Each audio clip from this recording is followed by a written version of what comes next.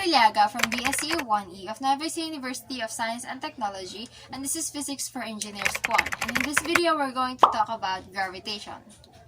So, aside from the three laws of motion, Isaac Newton also proposed the law of universal gravitation in 1687, which states that if two particles with masses m1 and m2 are separated by a distance r, a gravitational force acts in line to join them.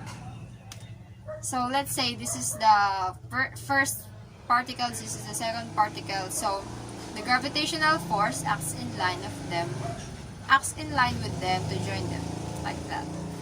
So we have a formula of force is equivalent to the gravitational constant, which is equivalent to 6.673 times 10 raised to negative 11 Newton, times mass 1 and mass 2 over radius squared.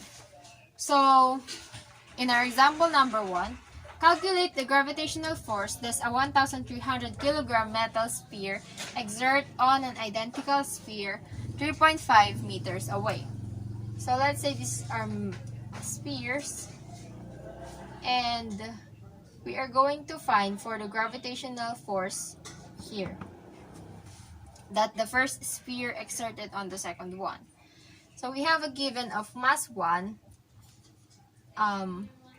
1,300 kilograms, and mass 2, since it is identical to the first object, it is also 1,300 kilograms. So we have a radius of 3.5 meters. So by substituting our values in our formula, g m1 m2 over r squared, we will be able to get the force that we are looking for.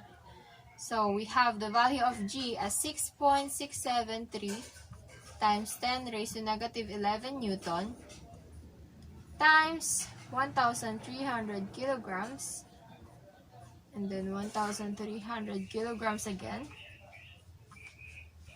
over 3.5 meters squared.